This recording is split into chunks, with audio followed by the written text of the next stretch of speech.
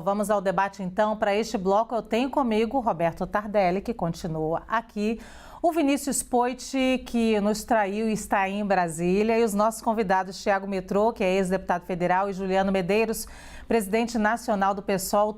A todos, boa tarde, bem-vindos. Eu vou começar então com o Thiago. Os demais ministros da Corte devem acompanhar o voto do relator Edson Fachin, lembrando que Fachin votou nesta quarta-feira para condenar Collor a 33 anos, 10 meses e 10 dias de reclusão em regime inicial fechado pelos crimes de corrupção passiva, lavagem de dinheiro e organização criminosa. Boa tarde, Luciana, a todos aqui companheiros, Tardelli, Juliano e Poit, prazer estar aqui na CNN falando com vocês. Olha, Luciana, eu espero, essa é uma investigação que começou lá com a Lava Jato, é importante a gente ressaltar isso numa época que a Lava Jato vem sido tão aí combatida, né, por políticos corruptos no Brasil que estão voltando e voltaram ao poder. Então essa é uma investigação que começou lá atrás, na Lava Jato, foi colocada pelo Ministério Público e agora somente chegou ao STF, coisa aí de 8 anos depois. Nós esperamos que, dado que as provas, ao que vimos e pelos 2 primeiros votos, parecem ser provas robustas contra o ex-presidente Fernando Collor, nós tenhamos ali uma punição, se ficar comprovado que de fato ele causou esse mal aí, foi ali um agente de corrupção no país, no caso na época com a BR Distribuidora. Agora, o que nós não gostaríamos de ver é que caso o Collor seja condenado, as forças políticas do Brasil se movam novamente para descondená-lo, como acabaram fazendo com outros políticos corruptos aqui no Brasil.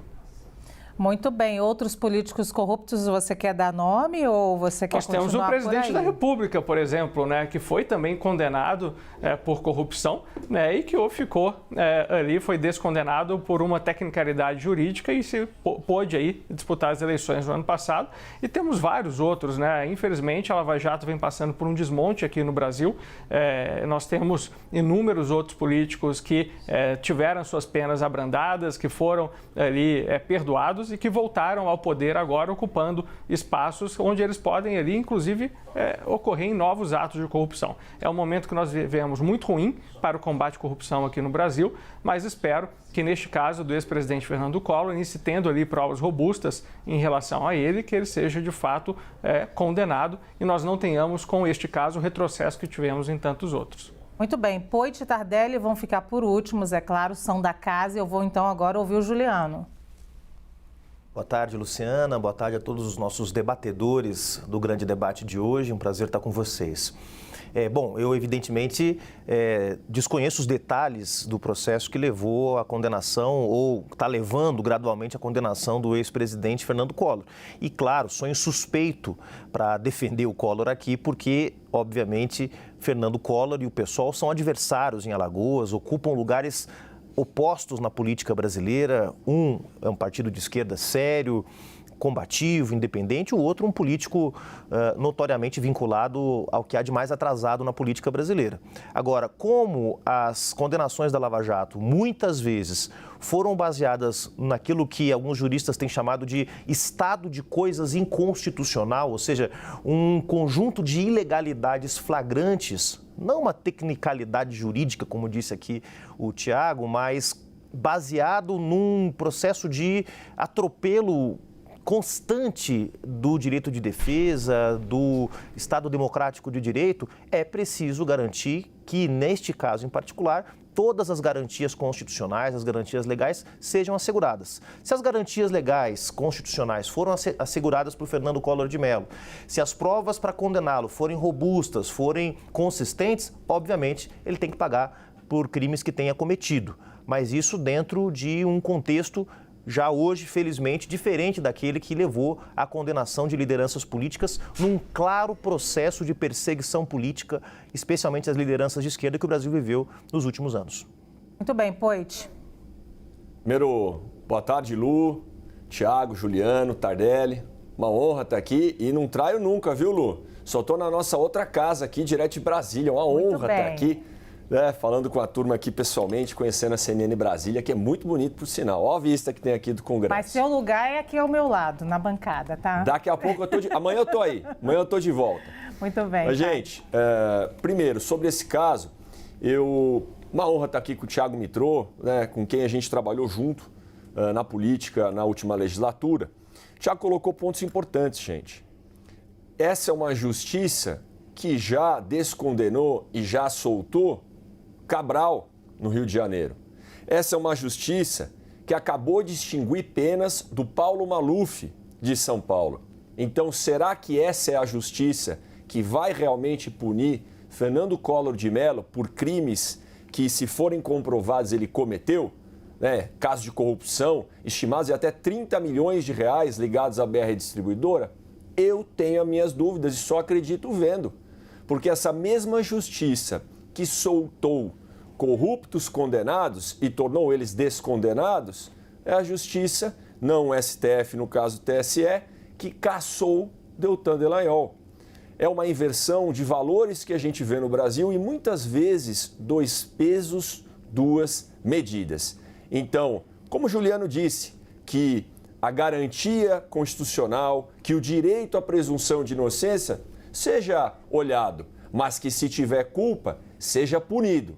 A gente não quer saber de 2 pesos e 2 medidas e de uma justiça que não olha a todos e que não trata aquele lema que a lei vale para todos no Brasil. Tardelli. Boa tarde a todos, boa tarde, meus amigos. 4 milhões, Poit, nós estamos falando para 4 milhões de pessoas, velho. É gente pra caramba. Que maravilha, que alegria isso. Quero dizer primeiro uma coisa, eu gostaria de lembrar que não existe descondenado. Isso não há essa figura no direito, certo? As pessoas são absolvidas ou condenadas. E quem absolveu, certo? Absolveu porque exercitou a sua função jurisdicional, que era a de julgar. Descondenar é uma expressão que a gente pode usar no motorista de aplicativo, mas jamais num momento de mínima tecnicalidade. Não existe. O verbo descondenar é um verbo que não há no direito. Porque o que existe é o exercício da jurisdição. Esse exercício da jurisdição é feito sob uma forma de pirâmide. Começa nas instâncias inferiores, a primeira instância, e vai subindo, até chegar no momento em que a última palavra é dada. Se houvesse o contrário, se todos viessem condenados e ali absolvidos pelo Supremo, ninguém diria que eles seriam os desabsolvidos, porque não existiria essa expressão. O que nós temos é o exercício jurisdicional. O Fernando Collor, a mim parece que as figuras saídas daquele filme Família Addams, dos anos 60, né? Eu nem mais lembrava que ele existia. De repente aparece ele condenado de novo, meu Deus, voltamos aos anos 90, ele já foi... Mas estava senador, você sabe ele agora. Ele era senador então, eu falei assim, olha só, surgiu das profundas, né, uma condenação ao Collor por algum mal feito que ele tenha feito. Eu nem imaginava, eu não sabia que existia esse processo. Agora, as penas são muito altas. As penas são altíssimas. 33 anos de cadeia é cadeia para mais de metro. É cadeia assim que são penas para crimes infamantes. Talvez o que mais me surpreendeu foi o tamanho da pena. Agora, ele já foi deposto, ele já foi deposto da presidência da República por corrupção.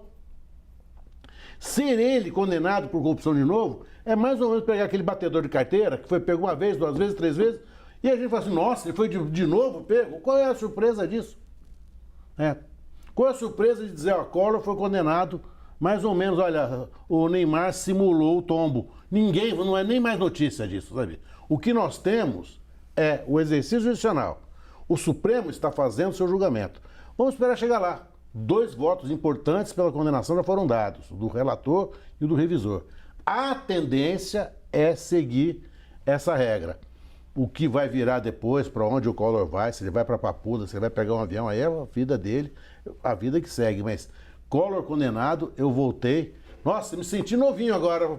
Me olhei esse bicho, eu tinha cabelo na época que ele foi condenado. Né? Você Tempo participou? de PC Farias, né, Tardelli? Você participou daquele movimento nas ruas, ô Tardelli, para saída do Collor? Opa! Mas eu já era mais velhinho. Já era mais velhinho. Já era mais velhinho, né? Tá certo, né? Alguém aqui participou?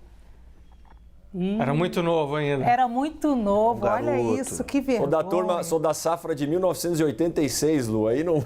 Que vergonha minha. Vamos lá, vou seguir, hein, Tardelli, que a gente tá passando vergonha.